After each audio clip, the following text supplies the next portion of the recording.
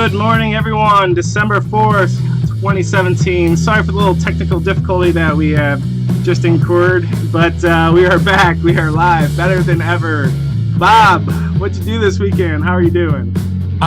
You know what? I'm doing great. Just one of the drawbacks of live television. Sometimes it just doesn't pull off the first time. So here we go. Take two. Yeah. The weekend was great. Did some holiday decorating. Did some pre-show work. Just for the record, I'm not seeing us live yet. Are you? I am. So, okay. Perfect. Yes. So we are live. Hopefully, we have some viewers here. Sorry about that, everyone. And Bob, for the audience at home, this is actually take two. We actually ran through the whole entire show, and this is take two, and hopefully we'll do it better than ever. So let's go right over to our social media here. This is our tweet deck, where you can follow the show at Bob and Kevin Show on Twitter. And this is the tweet deck, which to me was a brand new concept. Bob, can you tell me a little bit about what TweetDeck actually is? TweetDeck is a product by Twitter, which is weird because they don't really ever promote it. I don't feel like they promote it to me, at least. And it's basically a place where you can aggregate all your different feeds. You can even have hashtag searches that are in their own columns. The thing that I like about it is it allows you to set up teams. So that means both Kevin and I can tweet from the Bob and Kevin Show Twitter handle. So yeah, I think we have I know we put a poll up this morning pretty early. So there we have a poll on the Twitter page right now. It is, what is your favorite coffee brand? So your choices are Dunkin' Donuts, Starbucks, other coffee, or I added something for our friends overseas. I'm a tea person, and we have one vote already today, and it's for tea. So. And Bob, where do you fall in the coffee brand poll there? I am definitely an other coffee because I drink locally. My kids have all worked at a mom and pop coffee shop here in town, Limestone Coffee and Tea, Batavia, Illinois. Big shout out. Not show sponsors, but friends of the show for sure. And they fuel my day every single day. I prefer to make French press. Awesome. So I used to be a big Starbucks person back in the day. Usually wanted the mochas or the lattes in general. And then I discovered Dunkin' Donuts coffee, just black coffee with cream and sugar. So I guess that's not black. But that's definitely my choice now. I'm definitely a Dunkin' Donuts type. So let's transition real quick to our Monday motivation board. And what we have here is basically the Twitter Monday motivation tag being streamed here, and see what's trending. And let's just kind of go through here and see what is up. And that butterfly looks amazingly beautiful. Quick quote here by Steve Jobs. The ones who are crazy enough to think that they can change the world are the ones that do. I'm getting more motivated here. Bob, would you climb a light like this guy here? I may or may not have done that in my past, but I cannot confirm or deny. Perhaps somebody put a Bitcoin in that light and someone's going for it. And then I think as we get farther down here, we'll skip through some politics. There's a guy running with the flag, very patriotic there. And whoever that guy, more politics. And I'm hoping to get to this right here, which is this cute little goat prancing around. And we'll just sit here and be motivated by his friends. And there we go. That is some of your Monday motivation for everyone today. And let's go ahead and segue to the tech news. Bob, take it away. All right. Well, pretty much tech news this past week has all been about the super rising value of Bitcoin and, of course, net neutrality. Kevin, I'll let you talk about Bitcoin in a little bit. And I'm going to go ahead and give everyone a quick lecture on net neutrality. Let's hear it.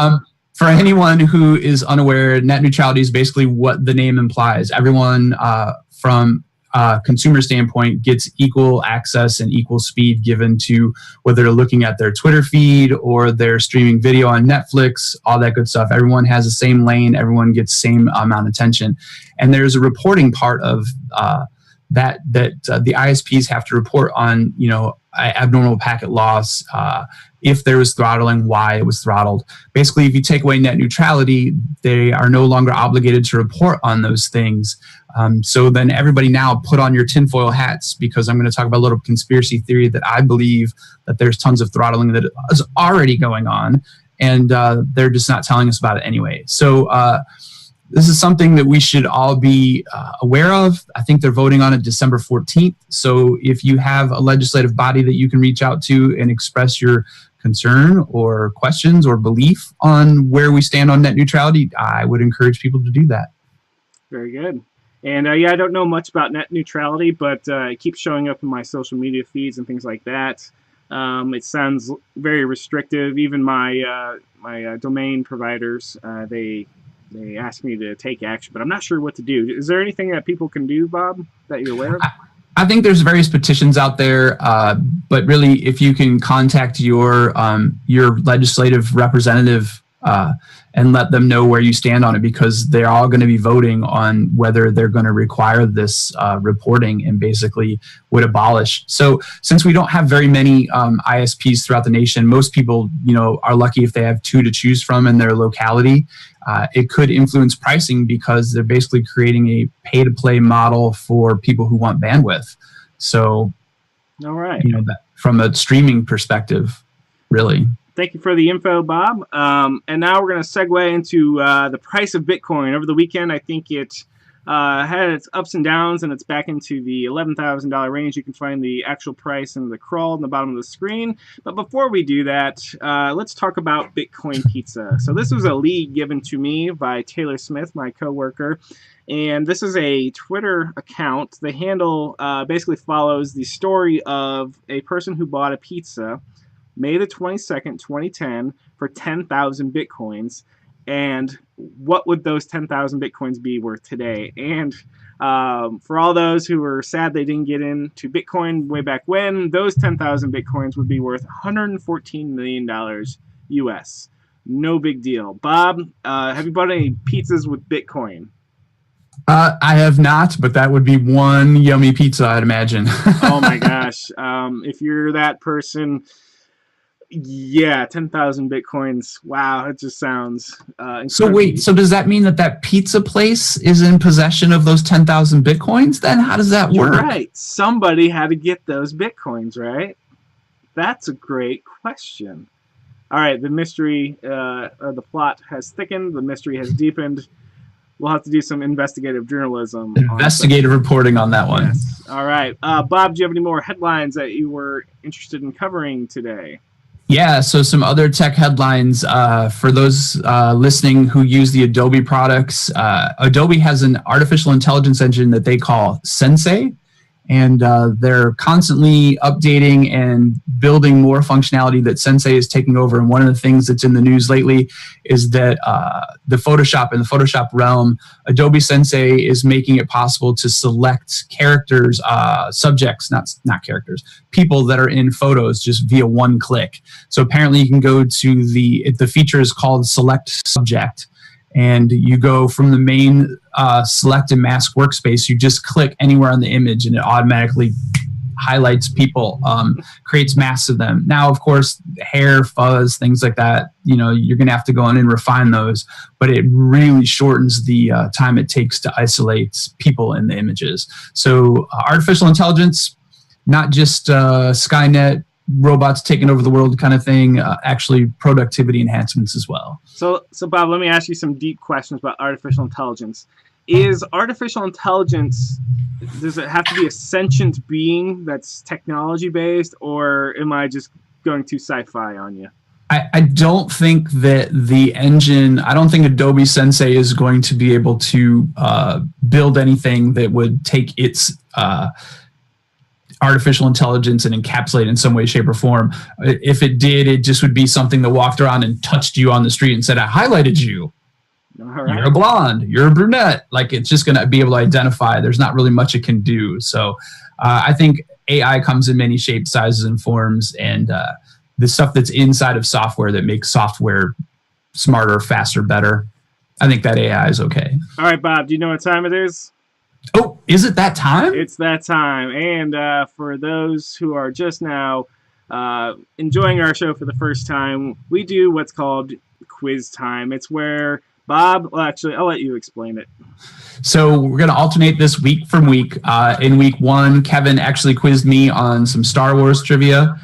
He went really low hanging fruit because he knew that I knew nothing about Star Wars. So this week I get to pick the topic, and it's going to always be 3 questions, and the category is picked by the one of us that's doing the picking. So this week's category is TV shows that have been traditionally watched by kids. Okay. So question number 1.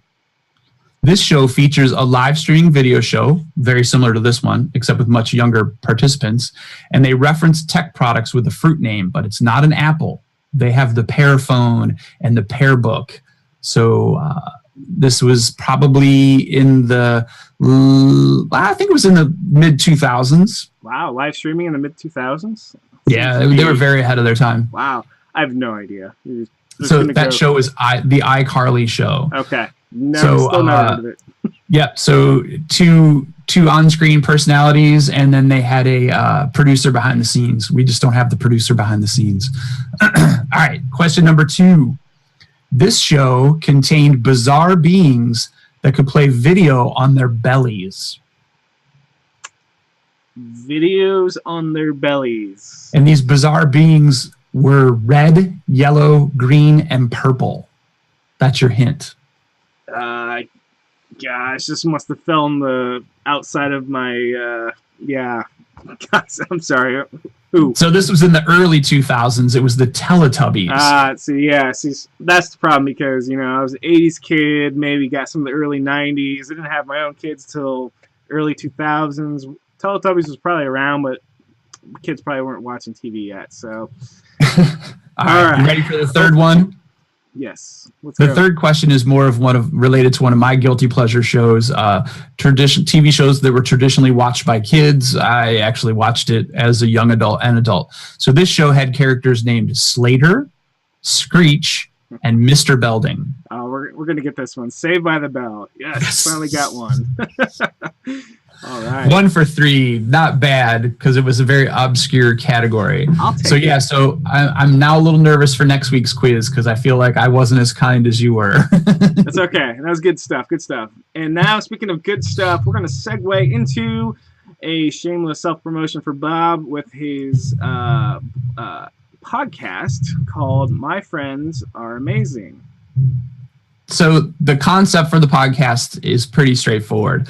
I've met some really great people throughout my life, and they do some amazing things. And I thought, hey, why don't I interview them and share those amazing things with the rest of the world? So I'm up to episode 6. It went live this week. I did it with my buddy Chris Lowe. He's local to me in Batavia. Most of my other guests have been scattered throughout the U.S., hoping to get some guests from overseas. We just have to work out the logistics and timing. I basically record the episode on Thursday evening and edit and publish it that same evening. So it's kind of a new hobby for me. Next week, my guest is going to be my 16-year-old daughter, Lillian. And some of you might be saying, well, Bob, I thought it was about your friends being amazing. Well, as you raise children and watch them become young adults, you actually see a lot of qualities that hopefully you see a lot of qualities that you enjoy. And my daughter and I actually have become friends. So we're going to talk about her pursuit as a gymnast, which she's been a gymnast all of her life, and probably touch upon things about how she balances that with just being a teenager. So it should be really interesting. So I'm looking forward to it. Feel free to check me out on iTunes, Stitcher, Google Play, TuneIn Radio. Give it a subscribe. I'm really proud of the 6 episodes so far, and they cover a wide variety of people, places, and amazing things these people have done. So give it a listen. Along with that, we will put all today's show links and whatnot in the description when we remember to do so, right as soon as we can. So thank you, Bob. I've enjoyed your podcast so far. Hey, thanks for the plug. No problem. We're going to switch over now to our Umbraco update. And for those who've never seen the show, our roots came from the Umbraco community, and we like to keep it personal there. So we got a big announcement from the HQ this week. Bob, you want to tell us about it? So what we're looking at on the screen now is Umbraco Cast 16, the final. Per and Niels have been doing these video broadcasts throughout the years. They probably do one every 4 to 6 months, sometimes longer, sometimes quicker. But they've been doing it for quite some time. So the announcement that came out from the HQ this week is that Per, our buddy Per, is going to be leaving the HQ after being there for, I think, at least 10 years. So that's a little bit sad. So they put together a video to kind of be the farewell, Per and Niels Umbraco cast, but also to say goodbye to Per. It was a great episode. It's pretty funny in true Per and Niels form, a lot of tongue in cheek. They made reference to the suits and the VC money that kind of drove Per out. There's even reference to suits with guns off screen with the script. So, obviously, the community did some speculating, and the HQ, Per and Niels heard what that speculation was, and so they decided to poke a little fun at it. It did get serious. There was a Q&A that was led by Niels. It was very thoughtful. I really highly recommend, if you haven't seen the video yet, go check it out. They're on Vimeo. Just do a search for Umbraco Cast. But don't want to spoil it, but there's a little bit of a cliffhanger, and it does have a little bit of a bittersweet ending. So yeah, check it out. Awesome. And speaking of community, there is another Umbraco show that has popped up on YouTube. I believe it's called Umbraco Coffee, and this has Marcin and Callum from the Cogworks. This week they interviewed Paul Seal. And Bob, can you tell us a little bit about this show? So this was episode 2. Basically, you've got Marcin and Callum, who don't work together, but you can see that they have great online chemistry. So obviously, they use technology on a daily basis to stay in touch. I love that they brought in a guest so early. Episode 2, they brought in an outside guest. The text seemed to flow really well. The conversation was great. They focus primarily on Umbraco, where we kind of deviate, to and fro. But I'm excited to see where this is going for them, and my hat's off to them. Also, probably a little bit of an apology. They mentioned us, we got a huge shout out on the show, so thanks for showing the love, guys. But they asked us about how we were doing our lower thirds and things like that, and then boom, here we go. We've changed it up completely for episode 2. It'll probably stay this way for a while, but hey, if you guys want to talk show tech and maybe some secrets, hit us up on the Twitters at the Bob and Kevin Show. All right, and also in more Umbraco news, we've got the 24 Days In is back in season. Bob, you want to tell everyone about what 24 Days In is? So 24 Days in Umbraco is basically an Umbraco advent calendar. We're up to day 4 in the month, and we're up to 4 posts. The thing that I'm really loving about this year, and I believe this is the 4th year, have to check me on that, but the thing I'm loving is the first 2 days of this year's had no code. One was about Code Cabin and the recipes, the amazing food that was served at Code Cabin this year. And then the second one is about becoming a speaker, just basically becoming a conference speaker, and the path and the journey that we all should take to become those speakers. Put our practice time in, and you might not always be on the big stage or in the main room, so you just gotta keep plugging away and how people break outside of their comfort zone to get there. It was a great one. And then, of course, day 3, they spring into some AI conversations about bringing Umbraco into the AI realm with some face recognition and some just visual recognition. And I think there's some intent engine that's from Microsoft that's been integrated into Umbraco too for comments and things. So there's been demos throughout conferences throughout the year on that, but that was a good article to kind of bring it all together as well. All right, and 'tis the season for Umbraco price changes as well. So it looks like Courier and Forums are now going through a price increase. Bob, can you tell us what you know about the price increases? What I know is pretty much what's in the blog post, and I think there was an email that kind of led you to the blog post. Basically, Umbraco Forums is going up €20 from $129 to $149. Courier is jumping up to $9.99. I am an Umbraco Cloud guy, so this really doesn't impact me as much. I have one concern about the Forums price increase is that I know that there's other packages out there that are free that are replicating some of the functionality, but also offering a different functionality set. Kevin, I believe you did a side-by-side comparison with 2 other products next to Forms. I'm just concerned that the 20-euro bump might introduce more competition for them. I know they got to get paid. I get that. I want them to get paid to stay in business because I love the software and I use it all the time.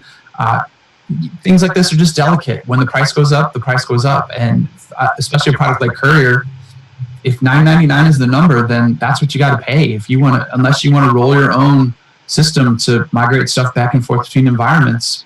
Yeah, it is a delicate topic because, you know, having come off my own open source project recently, I know that making money in open source is usually the exception, not the rule. And so, you know, kudos to the core team for getting as far as they have so far with Gold Partnership, with their paid products and whatnot. They need money to make the core thrive. And yeah, it's a delicate topic because as you increase price, you start reintroducing people who revisit the make or buy question. And like I said, there's competitors out there as well.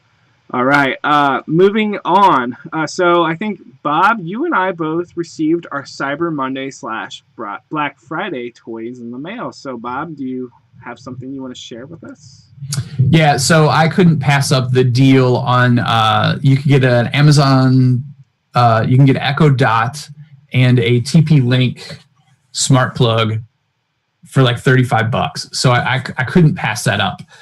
So the Echo Dot went right up into my bedroom for controlling the lights up there and providing some white noise at night. And the smart plug, actually used that yesterday as part of my Christmas decorating. So it drives a little light up Christmas sign in our kitchen. So just set it for sunset, and when we go to bed, it turns off. And probably use that plug someplace else after the holidays. But Alexa can control that as well. I don't like to say her name out loud because then she's going to be waiting for some command. Yeah, and it'll set mine off over here. Okay, and so how about you? For me, I decided to go with a food industry item, and this is called an air fryer, and it's top right here. And I took these pictures here, and it's a appliance for your countertop, and essentially I made chicken wings, the bottom left there.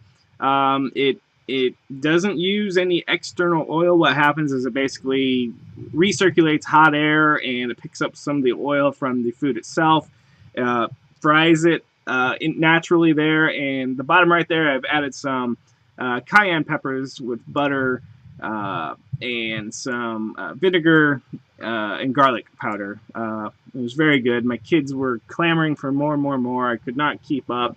So I went with the air fryer, which was a very, very awesome gift, and we'll probably wear the darn thing out here before too long. So can you fry anything in that? I've made bacon in this, and let me tell you, there's no other way to cook your bacon anymore. This is it. This is how you do it. All right, so we might have to get an update from week to week on what Kevin has air fried, because this is very interesting. Yeah, and Tom Fulton, he while I didn't get one, I think it's called a one pot or something like that. The pressure cooker. That I'm closely following that as well because it's apparently a healthy option, easy to cook. So, and if we could segue now from things we bought for ourselves to things we can buy for other people, Bob, what kind of cool toys did you find to buy for somebody else? 2017 is totally the year of Amazon for me. I'm actually eyeing this Echo Spot for my daughter. Echo Spot is basically a combination of an Echo Dot with a video screen alarm clock. So it can play videos, it can pull in feeds, but it's also just a cool looking little alarm clock. Hopefully that will help my daughter stay on top of her game, and maybe she will even get intrigued to utilize it and maybe modify, like write in her own Alexa skill. So planting those seeds. Gotcha. And let's see. For me, let's see here as I try to do this in real time here. I had picked a Polaroid type camera where it actually is digital and it prints out the bottom. The problem with this particular camera is it ends up having a really kind of crap reviews. So what I ended up deciding to do is analog. Go with the old original analog. So my kids have no idea what an old analog camera would be because they've lived completely in a digital world. So for me, I thought one of the coolest things would be a an analog camera. So I'm kind of excited. I might So those things are really making a comeback, huh? Yeah, who would have thought? So what's a Polaroid camera set you back? I didn't notice. I couldn't see the price on the screen. $100. It's out of stock right now. I think the real money is, in the film over time. $100 is still pretty pricey for an analog camera, though. It is. So probably more for the nostalgia than. I wonder how much they were back in the day, because everyone had one, right? I had one, but I cannot remember, and I don't know what that translates to $2017 at all. So, okay. So there we go. We got some gift ideas moving forward, and then let's round it out with your favorite Christmas movie, Bob. Go. Favorite Christmas movie of all time, hands down, Elf. Nice. They should just stop making Christmas movies after Elf. It's in heavy rotation in our house around the holidays. My daughter loves it. She's a big fan of physical comedy, and I just love watching her laugh. So it's just good holiday silliness. So my movie, some people may not call it a Christmas movie. I think it is, but it has a Kevin in it, so a little bias there. Kevin McAllister, in fact. So it's the very first Home Alone, also a physical comedy movie, and so that would be my choice. Yeah, how did those guys not die? They would have been dead like 3 times over, right? The bad guys. Movie magic. All right. Well. I'm going to give you the final word, Bob, here before we sign off. Well, the final word is live television is often daring. So we will see how this turned out, even with a pretty solid practice run, apparently. We will see how this turned out. I'm excited for all the episodes coming. Hopefully we'll get about 999 more, and then we'll get re-signed to a new deal. So this was fun. I can't wait to do it again. All right, we're going to let the music take us home.